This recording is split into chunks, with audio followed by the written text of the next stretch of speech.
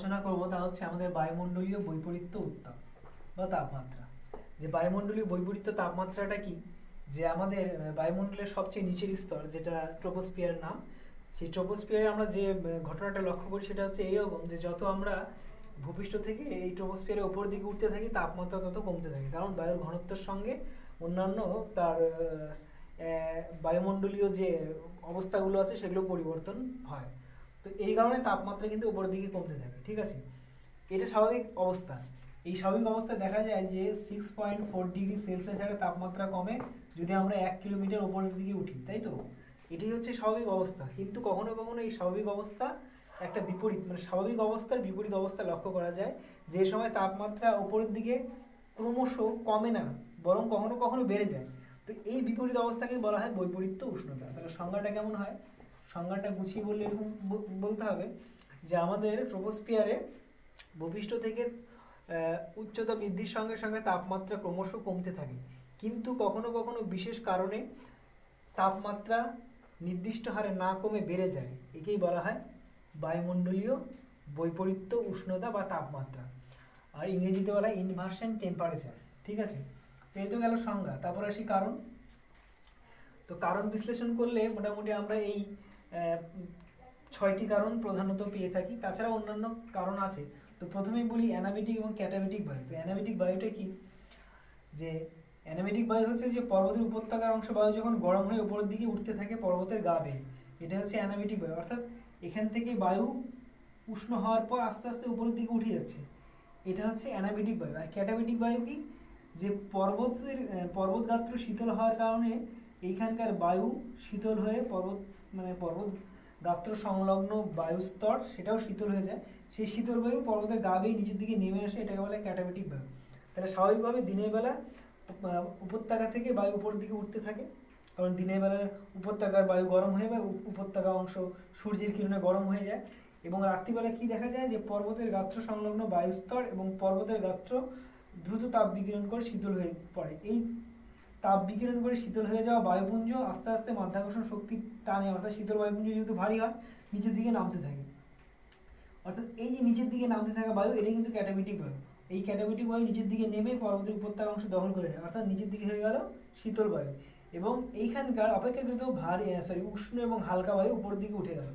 তাহলে রাত্রিবেলা শুরুতে এই ঘটনা, মানে রাত্রির শুরুতেই আমাদের এই ঘটনা শুরু হলো, কিন্তু শেষের দিকে গিয়ে অর্থাৎ ভোরবেলার দিকে গিয়ে তাপ প্রকট হলো, এবং ভোরবেলা দেখা যাচ্ছে যে নিচের অংশে শীতল বায়ু এবং উপরের দিকে উষ্ণ বায়ু।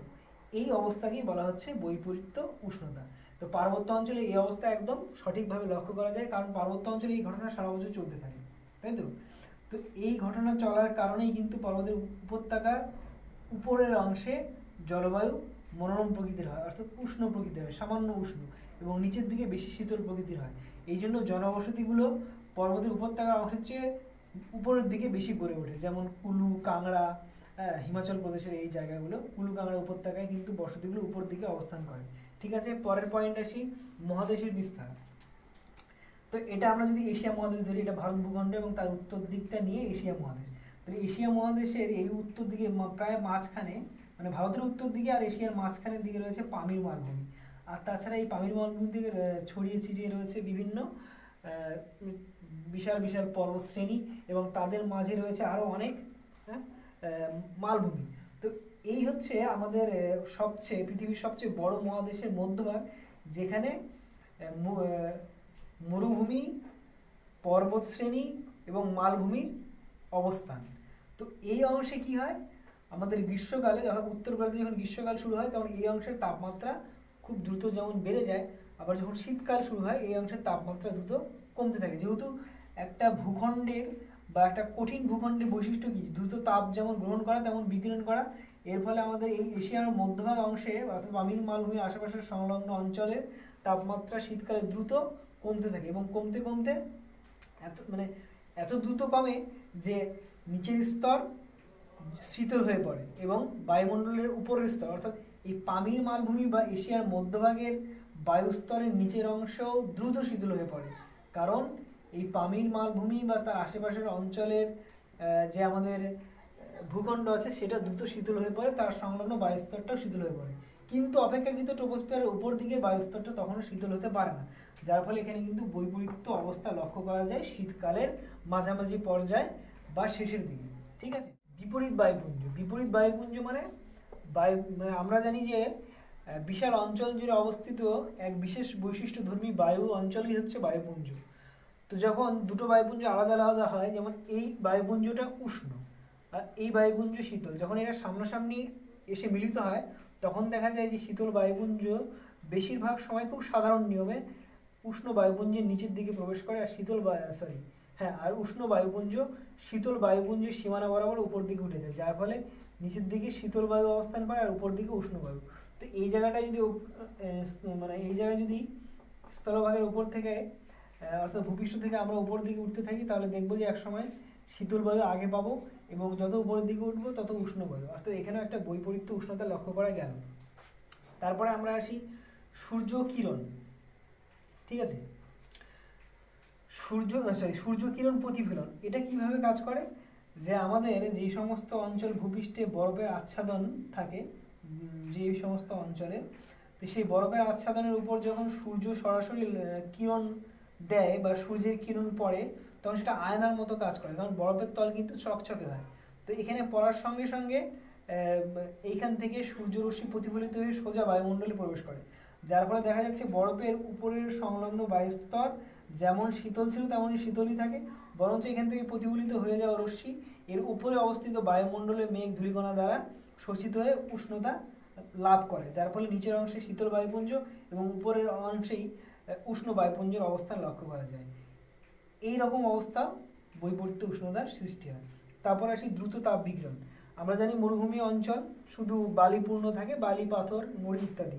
তো এই মরুভূমি অঞ্চলের যেটা বৈশিষ্ট্য, মানে স্থলভাগের যা বৈশিষ্ট্য হয় বা কঠিন বস্তুর যা বৈশিষ্ট্য হয়, সেটাই যে দিনের বেলা যত তাপ গ্রহণ করে রাত্রিবেলা ততই তাড়াতাড়ি বিকিরণ করে, অর্থাৎ রাত্রির শুরুর দিকেই মানে তাপ বিকিরণ শুরু হয় এবং মাঝরাত্রে বা ভোরের দিকে গিয়ে তাপমাত্রার বিকিরণ হার প্রচণ্ড বেড়ে যায় এবং এতটাই দ্রুত সেই তাপ বিকিরণ করে যে মরুভূমি সংলগ্ন উপরের বায়ুস্তর দ্রুত শীতল হয়ে পড়ে এবং উপরের অংশ তখনও উষ্ণ থাকে। এর ফলেও বৈপরীত্য উষ্ণতা লক্ষ্য করা যায়।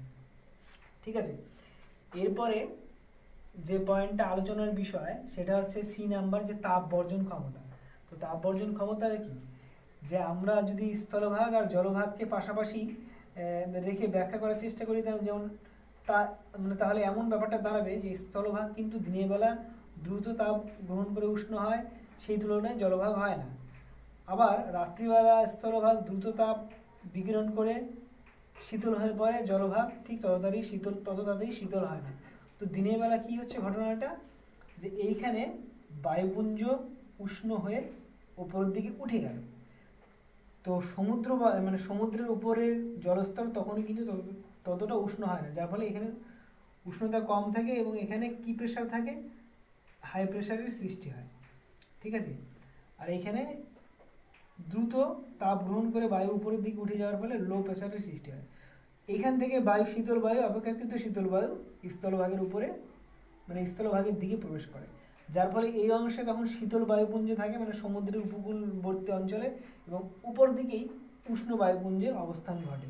তো এর ফলেও কিন্তু বৈপরীত্য উষ্ণতার সৃষ্টি হয়। তো এই হচ্ছে আমাদের বৈপরীত্য তাপমাত্রা। তাহলে সবার প্রথমে পয়েন্ট হচ্ছে অ্যানাবেটিক ক্যাটাবেটিক উইন্ড, তারপরে হচ্ছে মহাদেশের বিস্তার, হ্যাঁ এটা যদিও পরে আলোচনা করলাম। তারপরে হচ্ছে তাপ বর্জন ক্ষমতা, তারপরে হচ্ছে বিপরীত বায়ুপুঞ্জ, তারপর সূর্য কিরণ প্রতিফলন, এখানে দ্রুত বিকিরণ। তো এই হচ্ছে প্রাথমিক 6টা বিষয় বৈপরীত্য তাপমাত্রা। ঠিক আছে।